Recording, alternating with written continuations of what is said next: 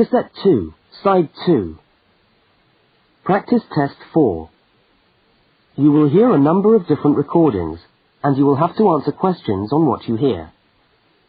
There will be time for you to read the instructions and questions, and you will have a chance to check your work. All the recordings will be played once only. The test is in 4 sections. Write all your answers in the listening question booklet. At the end of the test, you will be given 10 minutes to transfer your answers to an answer sheet. Now turn to section 1 of your question booklet.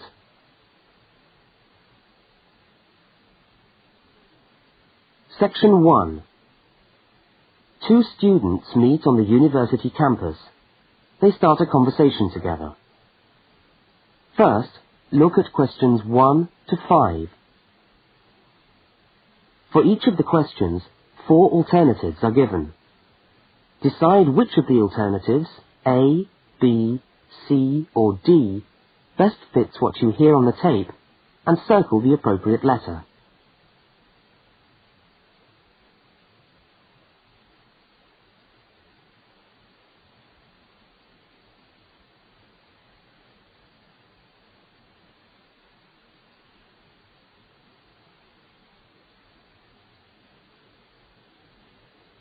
You will see that there is an example which has been done for you.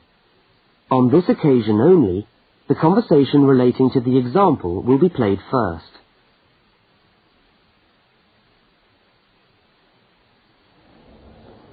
Excuse me, can you help me? I was looking for the main hall. No, maybe I can, actually. I'm looking for the main hall, too. I think it's in the administration building. Are you a new student? Yeah, I am. The man says he's looking for the main hall too. So A has been circled. Now we shall begin. You should answer the questions as you listen, because you will not hear the recording a second time. Now listen carefully to the first conversation and answer questions 1 to 5.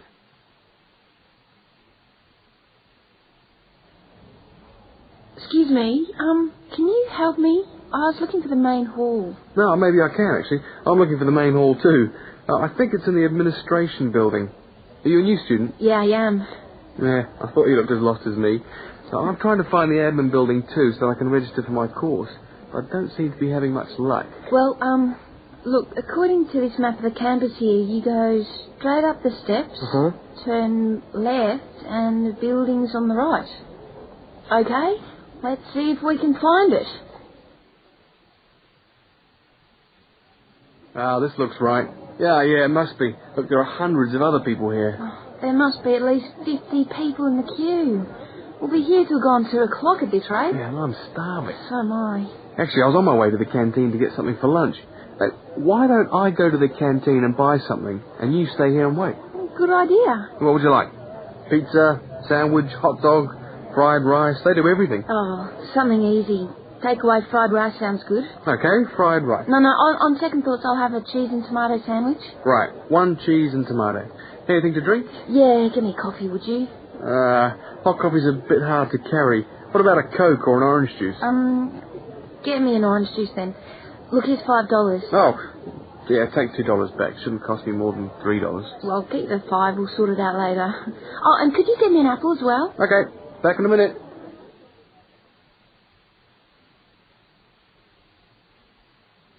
The woman speaks to the clerk about registering at university. Look at questions 6 to 10.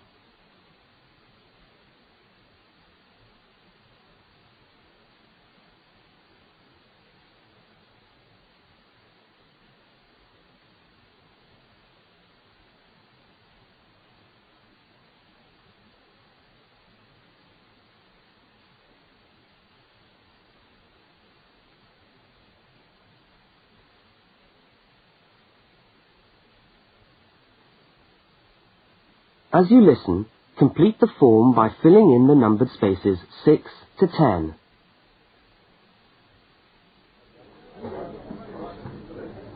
Oh, hello. I'm here to register for the first year law course.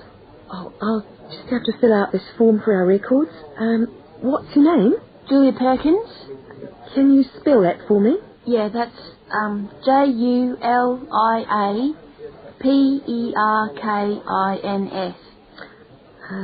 Address? Flat 5, 15 Waratah Road. That's WARATAH, Brisbane. Brisbane.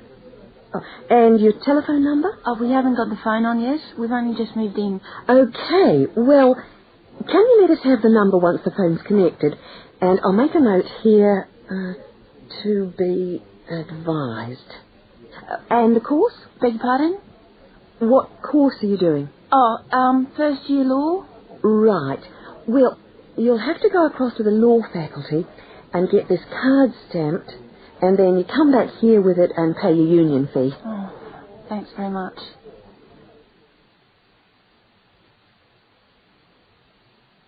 The man and the woman meet up again. Look at questions 11 and 12 and circle the correct answer.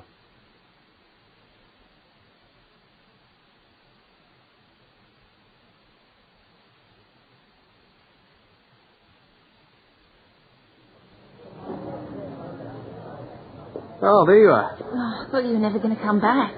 Sorry, the canteen was absolutely packed. I had to wait for ages. And then when I got to the front of the queue, they had hardly any food left. So I had to get you a slice of pizza. Sorry. Oh, that's okay. I could eat anything. I'm so hungry. Oh, and there's your bottle of orange juice and your apple. At least I managed that. Great. Thanks a lot. No, and here's your $2 back. Don't worry about it. Buy me a cup of coffee later. Huh, all right then. So how'd you go? Oh, well, in order to register, we've got to go to the law faculty and get this card stamped. And then go back to the admin building and pay the union fees. That means we're registered.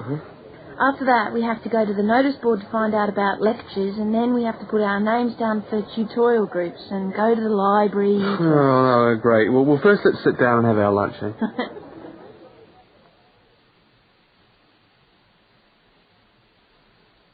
That is the end of section 1. You now have half a minute to check your answers.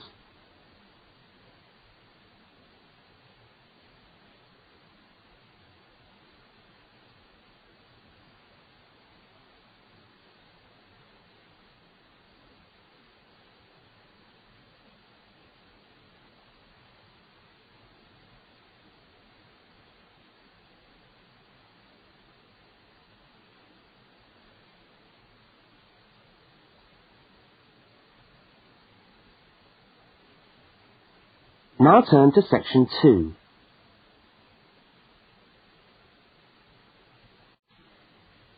Section 2. You are going to hear a talk about banks in the UK. First, you have some time to look at questions 13 to 17.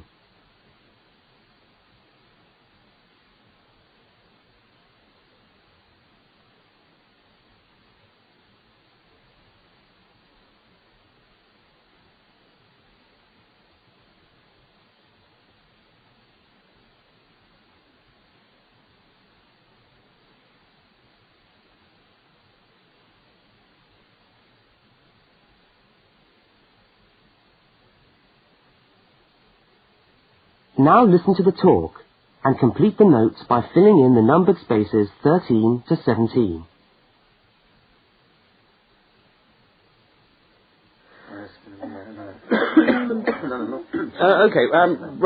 Thanks for turning up today. Thanks for turning up today to this short talk I'm going to give on student banking. Many of you are unfamiliar with the way banks work in this country, and today's talk should just give you a few starting points. I will, of course, answer any questions at the end. Right, well, as you probably know, you'll need to open a bank account while you're here, and it's the safest place to keep your money. And it's best to open an account with one of the major banks. You should each have a handout with the names and addresses. Yeah? Right. There's Barclays in Realty Square, National Westminster in Preston Park, Lloyd's in City Plaza, and Midland in Hope Street. Okay, all these banks offer special student accounts. However, it's important to note that as an international student, you'll not necessarily be eligible for all the facilities offered to resident students. Now, as an international student, you will need to provide evidence that you can fund yourself for however long your course lasts. Banks have different policies, and the services that they'll offer you will depend on your individual circumstances and on the discretion of the bank manager involved. So it's a matter of going there and finding out about your own particular situation. Right. When you do go to open a bank account, you should take some documentation with you. I've already mentioned that you must be able to support yourself. In addition to this, most banks ask you to bring your passport and your letter or certificate of enrolment. Okay? Now, by far the most useful type of account to open is a current account. When you do this, you will actually get what is called a student account, which is a current account with special concessions for students. When you open the account, the bank will give you a checkbook, and you can use this to draw money out as you need it. If you need to write checks in shops, you'll also need a check card. This is really an identity card, which guarantees that correctly written checks up to the value stated on the card will be honoured by the bank. Okay? Everybody with me?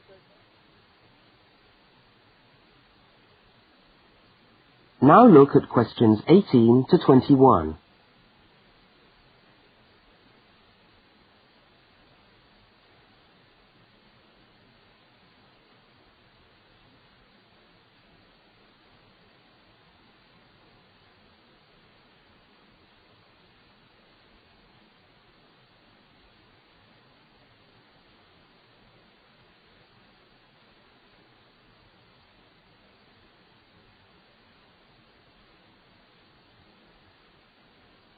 As you listen to the rest of the talk, complete the rest of the notes in the spaces numbered 18 to 21.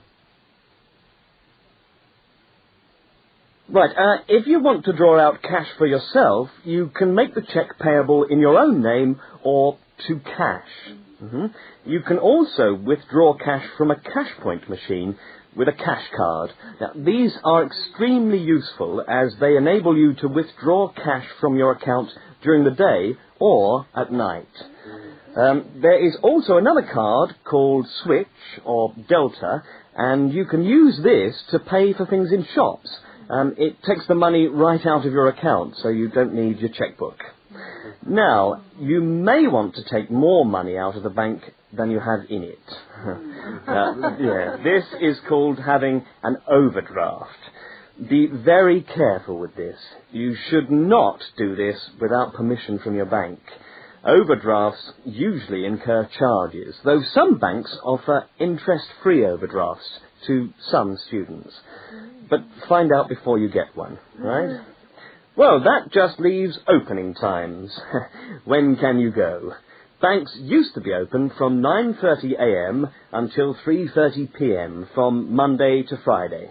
But many main branches are now open until 4:30 or 5 p.m. on weekdays, and some of the bigger branches in London and other major cities are now open for a limited time on Saturdays. Okay, any questions? That is the end of section 2. You now have half a minute to check your answers.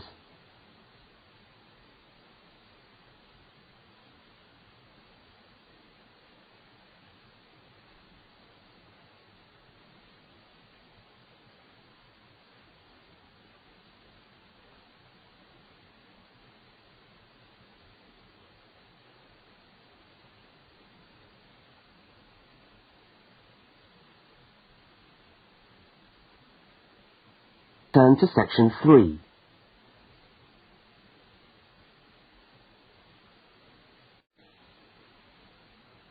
Section 3. Two students, Dawn and Ilmar, are discussing a project that they are working on together. First, you have some time to look at questions 22 to 25.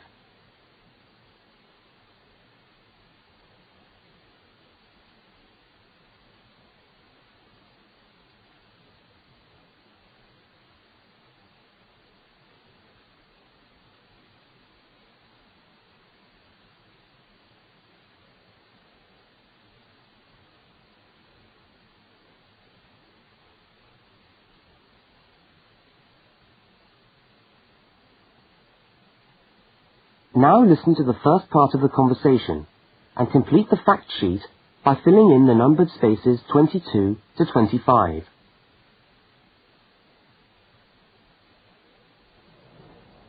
Hi, Dawn. Oh, hi, Omar. I'm glad I've bumped into you. I've just found a great idea for the presentation we've got to do for Dr. Banks next month.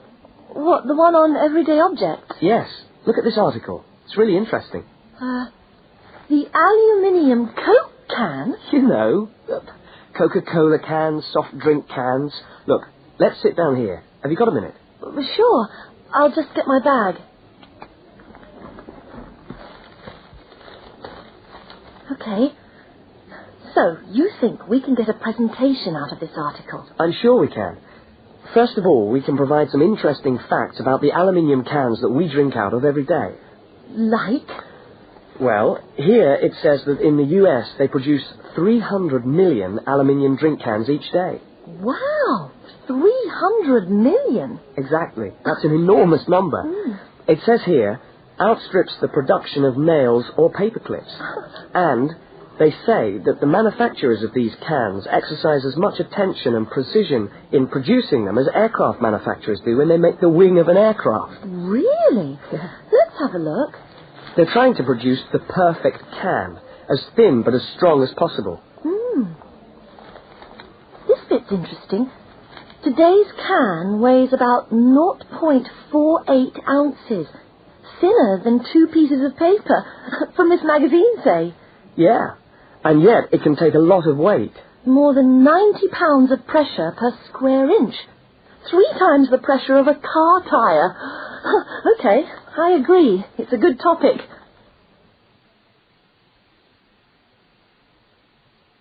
Now look at the diagram of the aluminium can and at questions 26 to 31.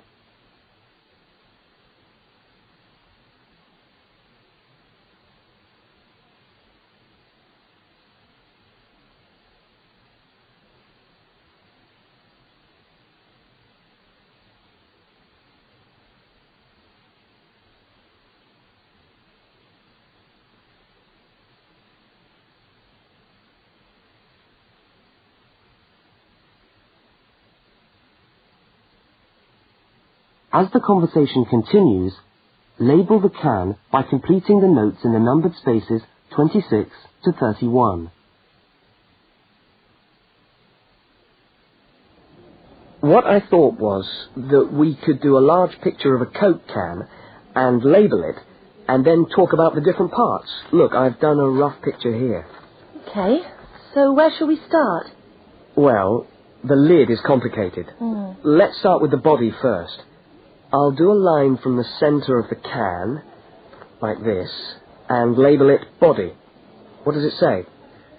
It's made of aluminium, of course, and it's thicker at the bottom. Right, so that it can take all that pressure. And then I think you should draw another line from the body for the label. Right, label. The aluminium is ironed out until it's so thin that it produces, what does it say?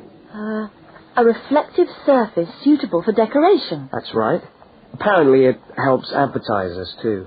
Yes, because it's so attractively decorated. Good. And then there's the base. Yes, it says the bottom of the can is shaped like a dome so that it can resist the internal pressure. That's interesting. I didn't know that. Nor did I. Okay, so going up to the lid, there are several things we can label here. There's the rim around the edge, which seals the can. Got that. And there's a funny word for the seal, isn't there? Yes, it's a flange. What does it say about it? Well, the can's filled with Coke or whatever, and after that the top of the can is trimmed and then bent over to secure the lid. That's right. It looks like a seam. We could even do a blow-up of it, like this. F-L-A-N-G-E.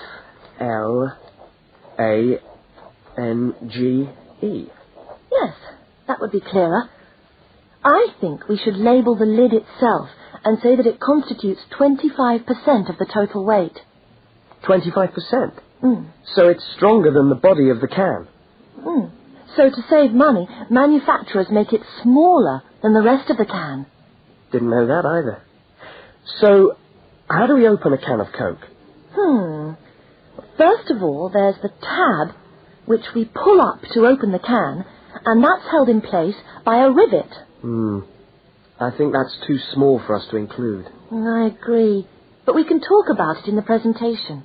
We can show the opening, though. That's the bit of the can that drops down into the drink when we pull the tab. Yeah, hopefully.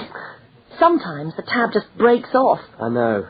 Anyway, the opening is scored so that it pushes in easily but doesn't detach itself. Okay. We can show that by drawing a shadow of it inside the can. Like this. I'll label it Scored Opening. Great. Well, I think we've got the basis of a really interesting presentation. Let's go and photocopy the article. Fine. I'll take it home and study it some more. That is the end of section 3. You now have half a minute to check your answers.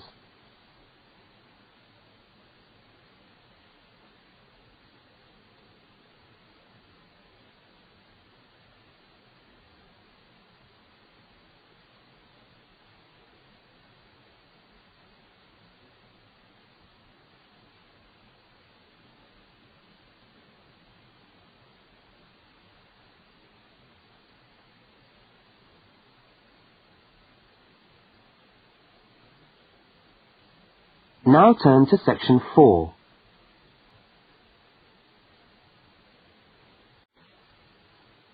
Section 4. You are going to hear part of a short university lecture. First, look at questions 32 to 42.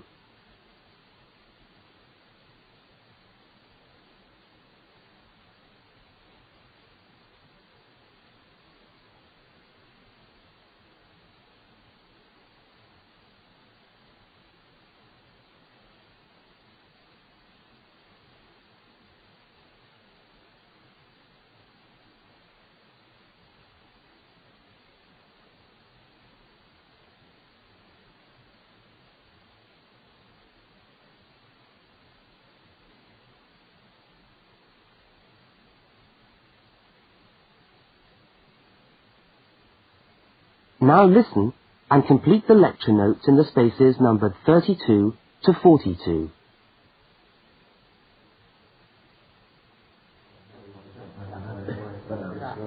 Good morning and welcome to the University's Open Day and to our mini-lecture from the Sports Studies Department. Now, the purpose of this lecture is twofold. One, we want you to experience a university lecture to give you a taste of what listening to a university lecture is like. And two, we want you to find out something about the Sports Studies program at this university.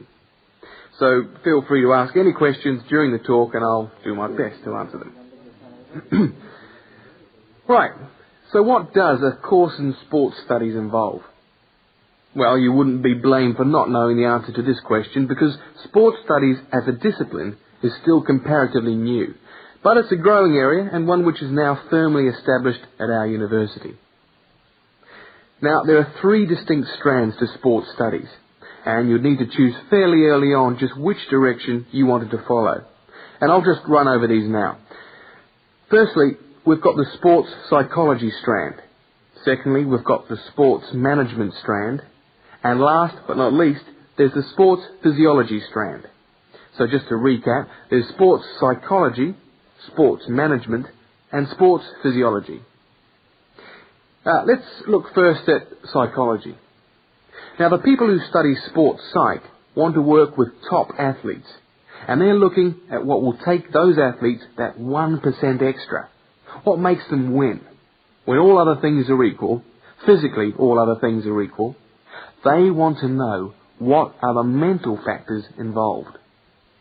The sports psychologist works closely with the athlete through his or her training program and becomes an integral part of the team.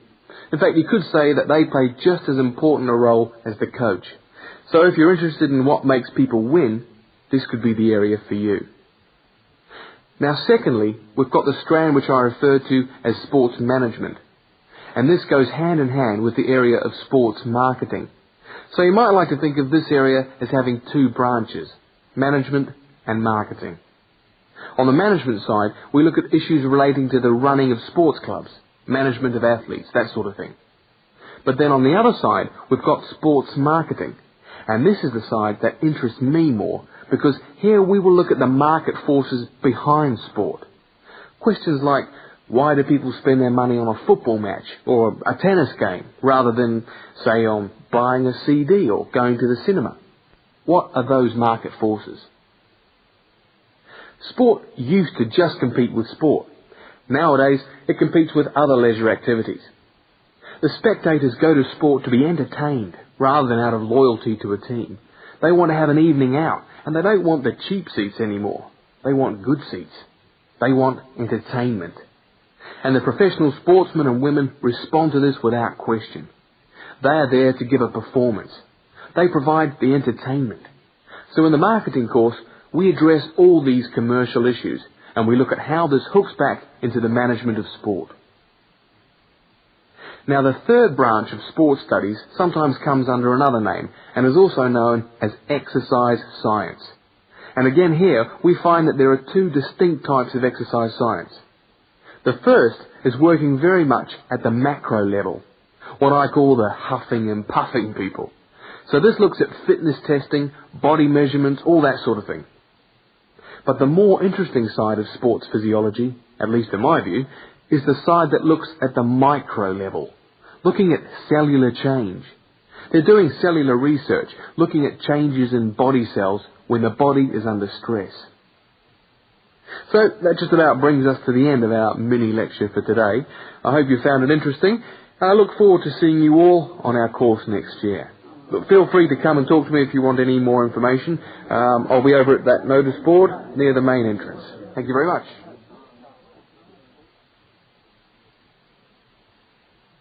That is the end of section 4. You now have half a minute to check your answers.